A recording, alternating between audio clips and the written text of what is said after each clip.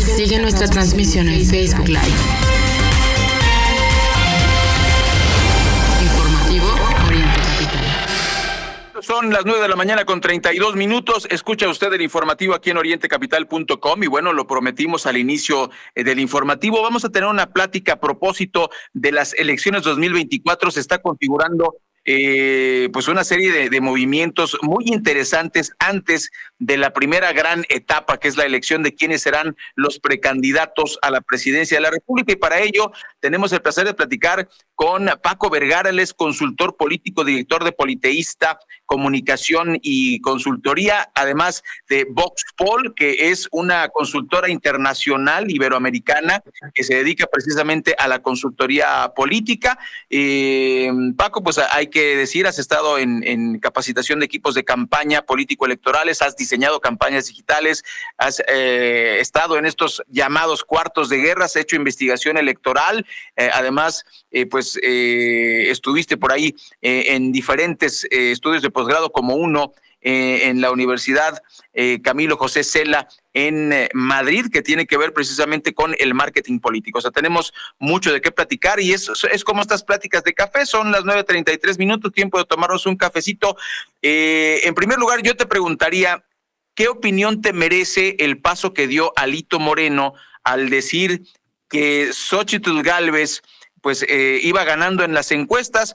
Todo mundo lo leyó como que renuncie Beatriz Paredes. Beatriz Paredes dice, yo respeto, sabemos que es una mujer institucionalísima. Contestó, yo respeto al partido, respeto las instituciones, pero me espero a las encuestas del domingo.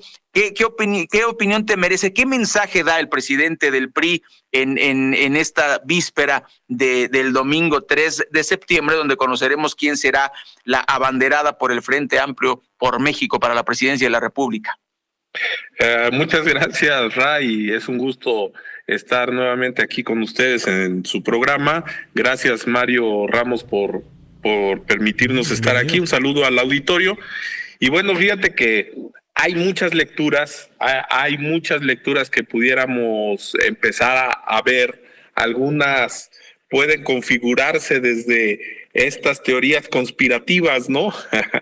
de que si el presidente lanzó a Xóchitl Gálvez, de que si pasan muchas cosas. Lo cierto es que si fue una situación así, pues le está saliendo la jugada y voy a explicar por qué. Mira, en los acuerdos que tenía, y lo platicamos aquí, no sé si recuerdan cuando hablábamos del proceso electoral del Estado de México, en los acuerdos que tenía el Frente es que el PRI encabezaba el Estado de México y que el PAN iba a decidir la candidatura para el 2024. ¿Cierto? Y entonces, ¿es cierto? Sí, y entonces en ese momento se visualizaba que quien podía encabezar era o Santiago Krill o Ricardo Anaya, que lo podían en algún momento regresar y lanzar a la candidatura. Y entonces se dieron una serie de cuestiones, de pláticas, de varias cosas, salieron demasiados precandidatos y entonces ahí lo que pasó fue que de pronto se visualizaban puros hombres para la contienda. Cierto.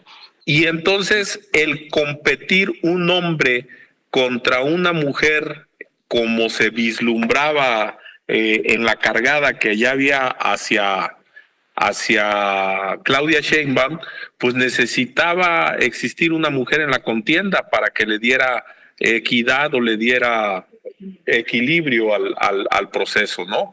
Y entonces el presidente en algún momento empieza a hablar, a decir que Xóchitl Gálvez podía ser ahí la representante de los conservadores y no sé qué tanto, y entonces Xóchitl, sin tener siquiera le pasó por la mente alzar la mano para ser precandidata, la suben a la contienda, da una sorpresa y entonces hoy en las encuestas se vuelve como esa figura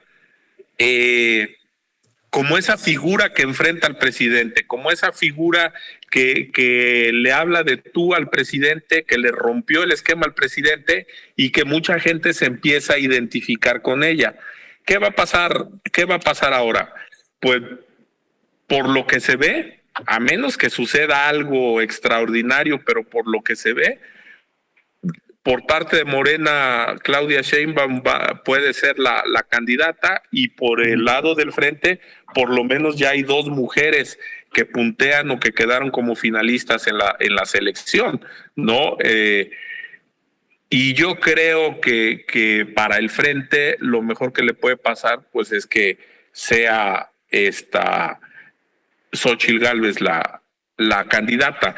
Entonces eso equilibraría la contienda, eso provocaría que fuera una contienda incluso hasta un poco cerrada, y eso legitimaría, voy a decirlo con todas sus palabras, eso legitimaría la imposición del presidente hacia una candidata, ¿no? Increíble. Entonces, a ver, aquí tenemos este primer escenario, es muy interesante. Luego, yo lo he comentado aquí en Oriente Capital, es increíble que el presidente haya puesto a las 2 corcholatas de manera directa o indirecta, pero es así como lo señalas. Ahora, ¿qué opinión te merece entonces esta será confrontación de chocolate entre Marcelo Ebrard y Claudia Sheinbaum, lo que estamos viviendo, esta supuesta rivalidad, ¿no? Que además desestimaron Alfonso Durazo, gobernador de Sonora, y Mario Delgado desestimaron las acusaciones de acarreo, pero Paco, vimos camiones y camiones y camiones, gorritas, camisetitas, lonchecitos, lista de asistencia. Eso fue acarreo, y además no fueron asambleas informativas. Entiendo que por la parte legal, pues los abogados protegen, asesoran, dicen, no le digan meeting, dile a asamblea informativa. Ojalá que hagan algo los legisladores para que ya metan todas las palabras que deben meter y nos dejen de querer ver la cara, porque no nos vieron la cara. Vimos acarreos con Adán Augusto en el cierre en toda la campaña, pero en los cierres vimos acarreos de los 3. Entonces, ¿de qué estamos hablando cuando Durazo, que está haciendo una campaña tototota por Sonora, que no creo que le vaya a pegar, pero está haciendo su ruidito, no sabemos para qué? ¿Qué opinión te merece esta disputa dentro de Morena? ¿Y qué va a pasar con Marcelo Ebrard, que pues no creemos que le gane a Claudia Sheinbaum? Mira, voy a tratar de ejemplificar o de hacer un símil para nuestros amigos de Oriente Capital, me van a entender. Cuando tú echas la cascarita en el barrio, pues siempre hay un jugador estrellita, ¿no? Y sí, todo mundo quiere a ese jugador estrellita. Pero de pronto llega el riquillo del pueblo, el niño que tiene un poquito más de economía, y es el dueño del balón, cabrón. Okay, y entonces a fuerza el papá lo mete a la contienda porque necesita que juegue, necesita que brille, y además él paga los uniformes, ¿no? Claro. Y el barrio de enfrente necesita la estrellita y le dicen, vente, te invitamos, vente, juega aquí con nosotros te damos todo.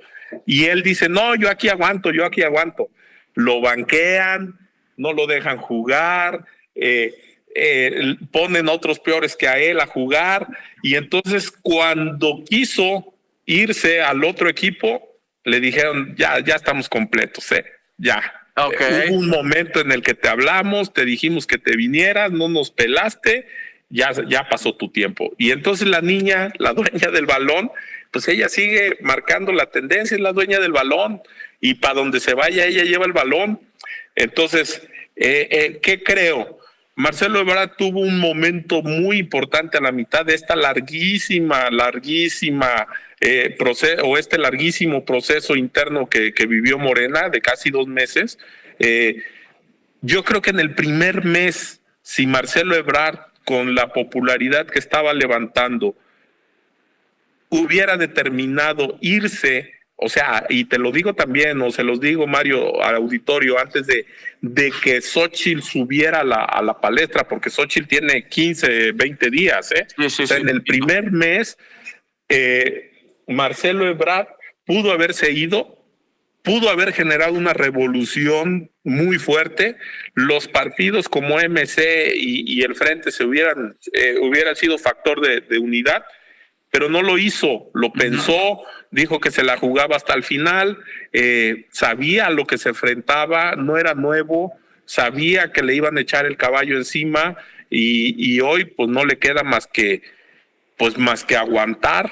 Y yo lo que creo es que no le va a dar, aunque ahorita quisiera hacer una rebelión, pues ya no le va a dar el mismo impacto que le pudo haber dado hace un mes. Francisco, justamente esto último que nos compartes. Adelante, Mario. Y la pregunta, Francisco, en este tema, con lo que tiene que ver con Marcelo, es ¿y qué va a hacer?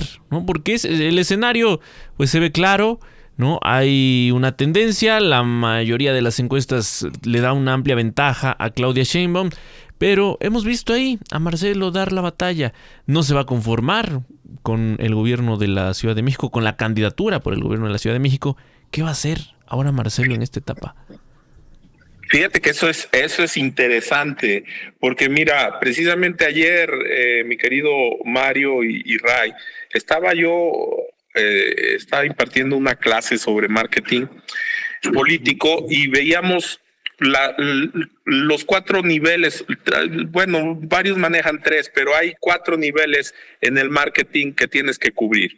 El primero es tu ideología política, para decirlo y no lo entiendan claro los radioescuchas. La primera es tu ideología política. La segunda es tu comunicación política. La tercera es tu publicidad política y la última parte son tus bases. Y entonces esto que le llaman 4T, que finalmente esto es lo que están ahí, y ojalá y no se convierta en un 4T, pero en la 4T, lo están vendiendo como un producto político que el presidente todos los días en la comunicación, ahí la tiene, ahí está. Y entonces la gente se convenció tanto que finalmente al que digan o en la cargada que hay, pues ellos van a definir irse con la que va a representar los trabajos de defensa de la cuarta transformación. O sea, están defendiendo todo un proyecto, ¿sabes? Un proyecto que todos los días el presidente lo remacha en sus mañaneras, un producto que todos los días sale en la publicidad del gobierno, sale en la publicidad del partido, sale en la publicidad de los ayuntamientos, sale en la publicidad de los gobernadores. Estamos bombardeados con la publicidad de todos los candidatos y que finalmente han generado un consenso o más bien una base sólida que difícilmente se va a mover a otro lado. ¿Qué quiero decir con eso? Contestando a lo que me preguntaba Mario, si Marcelo se va en este momento, se va solo. Por eso insisto, Marcelo... Sí, ¿Ya para qué? Exacto, Marcelo tuvo la oportunidad hace un mes de poderse llevar una muy buena parte de ese proyecto. Hoy la gente va a cerrar filas con el que quede y probablemente, yo lo dije ayer, comentaba con algunos colegas también, lo que va a pasar es que Morena se puede quebrar o desquebrajar en el momento de la designación de candidatos locales, cuando nombren al candidato a presidente municipal, cuando nombren al candidato a diputado local, cuando nombren al candidato a senador y que digan, oye, pero pues si estuvimos en la campaña de la que ganó, sí pues, pero hoy las condiciones son otras, hoy le tenemos que dar jugada a todos los actores políticos, ¿no? Y entonces ahí va a ser otro nuevo escenario. Entonces, ¿qué pasa hoy? Creo que si hay una ruptura de Marcelo Ebrard, difícilmente se va a llevar un sector grande de Morena. Un capital político. Pero viene siendo el gran perdedor, ¿no? Porque él le cedió. Yo recuerdo que vamos a decir, lo que se comentaba en el PRD en aquel tiempo es que le tocaba a Marcelo y Marcelo se la cedió al jefe y debe ser espantoso, no feo, espantoso para Marcelo, pues que el jefe no le está premiando esa lealtad, sino que finalmente se está haciendo y cumpliendo su capricho tanto con la oposición como con su propia candidata, que desde que le levantó la mano dijo es Claudia, y pues se descubrieron estos audios que publicó el portal Latinos, en el cual pues el grupo Texcoco apoya a Claudia Sheinbaum de manera ilegal. Lo hicieron en horas de trabajo, se supone que había piso parejo, y Texcoco pues se manifestó, o aquí se manifestó que no había piso parejo. Ahí están los audios, ¿no? No, y lo vimos en muchas ciudades, los gobernadores, los presidentes municipales, los diputados volcados en horas hábiles haciendo actos de proselitismo, ¿no? Sí. Francisco, Sí. Esto que comentabas es muy interesante, lo que veremos a nivel local. Porque en 2018 lo que ocurrió con todas estas presidencias y diputaciones federales, locales, que logró llevarse Morena, fue por este efecto López Obrador. ¿Este efecto se va a repetir el próximo año? ¿Cuál es el escenario que tú ves? Fíjate que ese tema es muy interesante. Mira, nada más te pongo un ejemplo. En el estado de Guerrero, en el 2006, de 9 diputaciones federales, el PRD ganó 9. En el 2012, de 9 diputaciones federales, el PRD ganó 9. En el 2018, de 9 diputaciones federales, Morena ganó 8. ¿Qué te quiero decir? Que el fenómeno López Obrador está constante. ¿Qué pasó en las elecciones intermedias federales? El PRD perdió. En el 2006, en el 2009 perdió la mitad de las 9, en el 2015 perdió la mitad de las 9, y así sucesivamente, ¿no? En el 21 Morena ganó nuevamente la mayoría. Y entonces, ¿qué va a pasar? Que ya no está López Obrador en la boleta. Esa es la parte importante que yo te podría decir. La novedad, lo que puede quedar todavía en el aire es que no va López Obrador en la boleta, pero creo que él está obligado, y creo que así va a pasar, a ser el coordinador de campaña. Y entonces aquí viene algo interesante por lo que planteaba Ray Acosta. ¿Qué pasó, jefe? ¿Por qué no yo otra vez? ¿Qué pasó conmigo? Sí. Exacto. Y entonces aquí me acordé ahorita de otra anécdota, perdón, porque me encanta contar las anécdotas, pero para que nuestro público nos entienda. Dicen que un día había dos grandes operadores políticos, que uno era muy leal y otro era muy efectivo. Y entonces al leal siempre andaba cargándole la maleta al jefe, siempre andaba ahí detrás de él y diciéndole, sí, jefe, lo que usted diga, los cocodrilos vuelan, sí, poquito vuelan, pero vuelan poquito, ¿no? Y el efectivo, ese andaba por allá, apagando fuegos, haciendo el gobierno, trabajando duro por allá. Y entonces a la hora de la definición, resulta que el candidato fue el leal y no el efectivo. Y le dijeron, oiga, jefe, pero pues cómo, si aquel trae el pulso, está en todos lados. Sí, pero a la hora de registrarlo no estaba, cabrón, andaba por allá de entretenido. Sí, y entonces claro.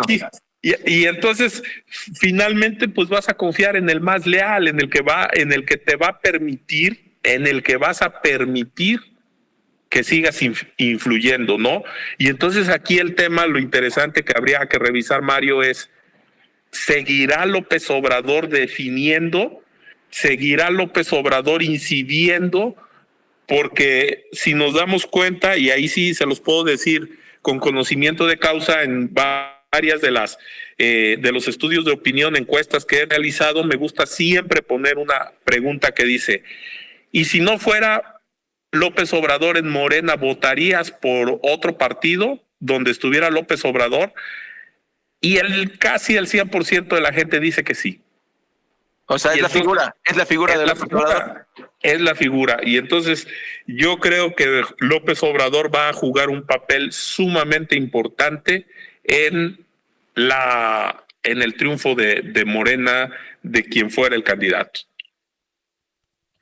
Wow, no, pues yo te quiero dejar algo de tarea, Francisco. Te agradecemos muchísimo que nos hayas acompañado en esta charla. De verdad, pues aprendimos muchísimas cosas. Creo que se empieza a calentar el ambiente electoral y te estaremos llamando para charlar, porque vienen los tiempos emocionantes. Falta mucho tiempo, pero pues empezará esta campaña que durará como unos 6 meses, honestamente hablando. Te llevamos ya un año de campaña desde que López Obrador destapó sus corcholatas, y me gustaría preguntarte para aquella ocasión, el fenómeno López Obrador, ¿cómo una persona puede estar tan bien calificada cuando su gobierno ha sido tan malo? Y eso lo dicen las mismas encuestas.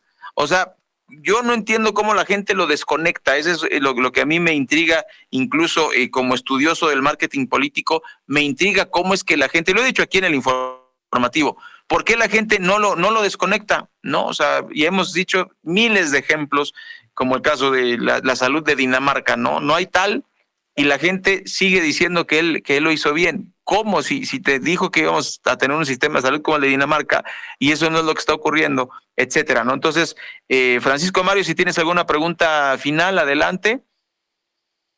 Pues simplemente agradecerte, Francisco, por esta oportunidad. Ya hemos conversado. Recuerdo bien con el proceso del Estado de México, que fue además acertado, ¿no? Tu análisis. Sí. El escenario... Desgraciadamente. Sí, híjole. Ray, yo creo que cuando escuchamos a Francisco, a más de uno, pues como que... Híjole. Nos brincó.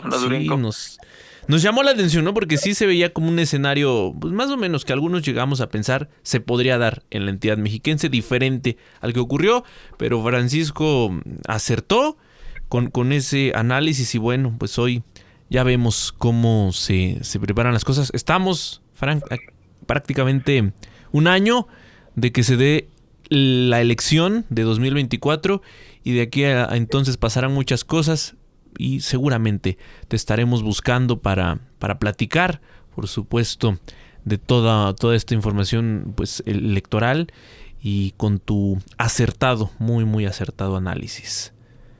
No, pues les agradezco mucho, Ray y Mario, muchas gracias al auditorio de Oriente Capital y pues aquí estaré las veces que me inviten. Muchas gracias y se va a poner interesante este asunto.